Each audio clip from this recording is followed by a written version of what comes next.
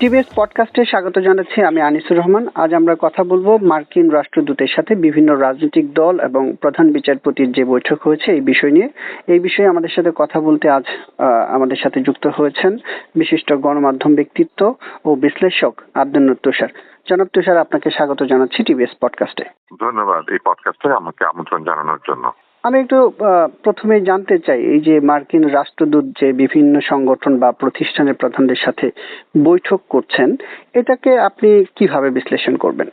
মার্কিন রাষ্ট্রদূত অথবা তার সহকারী পদমর্যাদায় যাদের সঙ্গে বৈঠক করছেন বাংলাদেশে, তাদের চেয়ে নিম্ন স্তরে রয়েছেন এবং যারা তার সঙ্গে বৈঠকে যাচ্ছেন তারাও নিশ্চয়ই এটা জানেন যে একজন রাষ্ট্রদূতের পদমর্যাদা কোন দলের প্রধান নেতৃত্ব অথবা বাংলাদেশের প্রধান বিচারপতি অথবা অন্যান্য দায়িত্বে যারা রয়েছেন বৃহৎ দায়িত্বে তার চাইতে নিচে।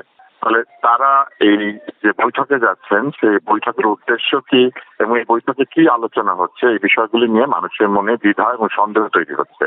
5ই আগস্টে যে আন্দোলন এবং গণ অভ্যুত্থান তার লক্ষ্য অর্জন করেছিল, সেই লক্ষ্য অর্জনের পেছনে যে স্লোগান ছিল তার মধ্যে একটি গুরুত্বপূর্ণ স্লোগান ছিল দিল্লি না ঢাকা, ঢাকা ঢাকা। অর্থাৎ সব ধরনের বৈদেশিক প্রভাব মুক্ত এবং বিদেশি রাষ্ট্র অথবা গোষ্ঠী অথবা প্রতিষ্ঠানের প্রভাব মুক্ত একটি বাংলাদেশ গড়ে তোলার আকাঙ্ক্ষা, যেখানে আমাদের রাষ্ট্র এবং আমাদের সকল প্রতিষ্ঠান প্রভাব মুক্ত ভাবে আমাদের স্বাধীনতা ও সার্বভৌমত্বকে নিশ্চিত করবে। সেখানে মার্কিন রাষ্ট্রদূতের অথবা তার কর্মচারীদের সঙ্গে এই বৈঠকগুলিতে যখন তারা যাচ্ছেন তখন মানুষ মনে করছে যে দিল্লি না ঢাকা অথবা পিন্ডি না ঢাকা থেকে এখন ঢাকা না ডিসি, ডিসি ডিসি, সেই স্লোগানের দিকে আসলে তারা অগ্রসর হচ্ছেন।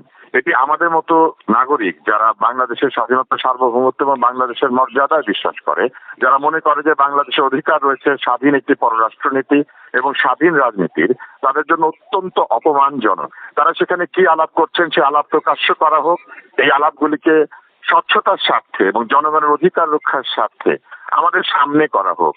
নন ডিসক্লোজার এগ্রিমেন্ট সাইন করে এসে আমাদের বাণিজ্য উপদেষ্টা যেভাবে এখানে বড়াই করে বলেছেন যে এর মাধ্যমে তারা বিরাট বাণিজ্য লক্ষ্য অর্জন করেছেন, ঠিক একইভাবে কোন রাজনৈতিক লক্ষ্য অর্জনের জন্য তারা এইখানে নিম্ন পদমর্যাদার ব্যক্তির সঙ্গে আলোচনা করছেন এবং সেই আলোচনার বিষয়বস্তুকে গোপন রাখছেন, এই বিষয়টি পরিষ্কারভাবে বলতে হবে। নইলে আমরা বুঝবো যে এরা অসৎ উদ্দেশ্যে অথবা এমন কোন ব্যক্তিগত গোষ্ঠীগত স্বার্থ আছে সেগুলি সেইখানে আলাপ করছেন এবং সেইখান থেকে বিভিন্ন ধরনের নির্দেশনা প্রাপ্ত হয়ে ভবিষ্যতে বাংলাদেশকে নতুন এক রাজনৈতিক বলয়, নতুন এক প্রভাব বলয়ের চেষ্টা করছেন। এই গত 2-3 দিন আগে এনসিপির একটা সমাবেশে তাদের মুখ্য সমন্বয়ক নাসিরউদ্দিন পাটোয়ারি বলেছিলেন যে বিদেশি এম্বাসিগুলো উৎপাত শুরু করেছে, এটা বন্ধ করতে হবে, বাংলাদেশ এখন কোনো পন্থী হবে না। তার 2 দিন পরেই যখন তাদের নেতৃবৃন্দ মার্কিন ভারপ্রাপ্ত রাষ্ট্রদূত বা চার্জ দ্য অ্যাফেয়ার্স এর বাসায় গিয়ে বৈঠক করে, এটা রাজনৈতিক ভাবে আসলে কিভাবে বিশ্লেষণ করা যেতে পারে? আবারও আমি জুলাইয়ের সে আন্দোলনে ফেরত যেতে চাই। সেখানে রাস্তায় রাস্তায় স্লোগান হয়েছিল নাটক কম করো প্রিয়, বলা হয়েছিল যে জনগণকে ভালোবাসার অভিনয় করে নির্যাতন কিংবা ভণ্ডামি না করতে। আমি লক্ষ্য করছি যে এনসিপির যে সভায় এনসিপির একজন দায়িত্বশীল নেতা উল্লেখ করেছেন যে আবারও কোন প্রভাব বলয়ের মধ্যে বাংলাদেশ ঢুকে পড়লে সেটা সহ্য করা হবে না। তারা নিজেরাই বিভিন্ন জায়গাতে প্রভাবিত হওয়ার জন্য যাতায়াত করছেন। এটি তাদের দ্বিচারিতা, যেটিকে ডাইকোটমাস আচরণ বলে অথবা যেটিকে বলে হচ্ছে সহজ ভাষায় আবারও নাটক করা। তারা নিজেরা যদি এই স্লোগান দিয়ে নাটক করতে শুরু করেন এবং নিজেরাই যাদের বিরুদ্ধে কথা বলছেন অথবা যে আচরণের বিরুদ্ধে কথা বলছেন সেই আচরণ করতে শুরু করেন, তাহলে আমাদেরকে বুঝতেই হয় তারা যে প্রতিশ্রুতি দিয়েছেন সেই প্রতিশ্রুতির মধ্যে এক ধরনের প্রতারণামূলক বিষয় রয়েছে। এবং আমি মনে করি যে এই প্রতারণামূলক আচরণের মধ্যে দিয়ে তারা জনগণের আস্থা হারাচ্ছেন, তাদের রাজনৈতিক ভবিষ্যৎকে ক্ষুণ্ণ করছেন। সারা জীবন কোনো বিদেশি শক্তি কোনো রাজনৈতিক দলের সঙ্গে থাকে না অথবা কোন রাজনৈতিক দলকে প্রতিরক্ষা অথবা প্রোটেকশন দেয় না। ফলে আজকে যারা কারো আঁচলের নিচে অথবা কারো ছাতার নিচে যে আশ্রয় নিচ্ছেন তাদেরকে বুঝতে হবে এই ছাতা জনগণের ছাতা নয়, এই ছাতা স্বার্থের ছাতা। ফলে এনসিপি অথবা অন্য যে কোনো দলের নেতৃবৃন্দ যদি বিদেশি যে কোনো রাষ্ট্রদূত অথবা যে কোনো শক্তির সঙ্গে বিষয়বস্তু গোপন রেখে বৈঠক করেন, তাহলে আমি মনে করি যে তারা নিজেরাই তাদের রাজনৈতিক ভবিষ্যৎকে বিপন্ন করছেন। নতুন বন্দোবস্তের কথা মানুষকে বলা হয়েছে, নতুন বাংলাদেশের কথা মানুষকে বলা হয়েছে, কিন্তু আচরণের মধ্যে সেই পুরনো আচরণ, সেই পুরনো প্রভাব বলয়ের মধ্যে রাজনীতি করার আচরণ এবং বিদেশে বৃষ্টি হলে বাংলাদেশের ছাতা ধরার যে আচরণ, সেই পলিটিক্সে আমরা দেখতে পাচ্ছি। একসময় আমরা কৌতুক করে বলতাম যে মস্কোতে বৃষ্টি হলে এই দেশে কমিউনিস্টরা ছাতা ধরে, ওয়াশিংটনে বৃষ্টি হলে এই দেশের রাজনীতিবিদরা ছাতা খোলেন। আমরা দেখতে পাচ্ছি যে এই নতুন রাজনৈতিক বন্দোবস্তের কথা বলে এরাও ওয়াশিংটনে যদি বরফ পড়ে এইখানে শীতের কাপড় কিনতে শুরু করেছেন। এই জায়গায় আমি যদি একটু শুনতে চাই, বাংলাদেশের রাজনীতির যে দীর্ঘ কালচার, মানে এই বিশেষ করে মার্কিন থেকে রাশিয়া, চীন বিভিন্ন রাষ্ট্রদূতের বাসায় যাওয়া বা তাদের সাথে রাজনৈতিক বিষয় নিয়ে আলোচনা করা, বিশেষ করে যখন নির্বাচন কাছাকাছি আসে তখন এই জিনিসগুলো বেড়ে যায়। এই কালচার থেকে কি তাহলে আপনার কি মনে হচ্ছে এই 24-এর অভ্যুত্থানের পর আসলে এই কালচার থেকে আমরা বের হতে পারছি না? 24-এর চেতনার কথা যারা বলেন যে 24-এ বাংলাদেশ দ্বিতীয় স্বাধীনতা অর্জন করেছে, অথবা যারা বলেন যে সেকেন্ড রিপাবলিক তারা তৈরি করবেন, তারা বাংলাদেশের রাজনীতি, সংবিধান এবং অন্য সবকিছুর খোলনলচে বদলে দিবেন, তাদের আচরণ দেখে আমরা সেই কথার উপরে ভরসা রাখতে পারছি না।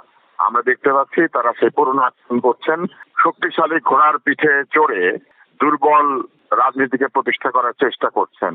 এবং এই যে শক্তিশালী ঘোড়ার পিঠে চড়া অথবা বড় একটা হাতির পিঠে চড়ে নিজেকে হাতি মনে করা, এই রাজনীতি থেকে যদি আমাদের তরুণ প্রজন্ম বের হয়ে আসতে না পারেন তবে তাদের ভবিষ্যতের রাজনীতি বিপন্ন হবে এবং বাংলাদেশে সেন্ট্রিস্ট যে পলিটিক্স অথবা সেন্টার রাইট এবং সেন্টার লেফটের যে পলিটিক্স, সেই পলিটিক্স দূরীভূত হয়ে এক ধরনের মাজা ভাঙা রাজনৈতিক নেতৃত্ব তৈরি হবে, যে নেতৃত্ব পরের কোলে চড়ে নিজের কাজ করতে অভ্যস্ত হবেন। একটা বিষয় আসলে নতুন দল এনসিপি করছে এই বৈঠকটা তা না, আমরা দেখছি বিএনপি, জামাত থেকে শুরু করে যেসব রাজনৈতিক দল আমাদের মাঠে আছে তারা কিন্তু সবাই কারো না কারোর সাথে বৈঠক করছেন, তাদের বাসায় যেয়ে করছেন, কেউ তাদের অফিসে এসে করছেন।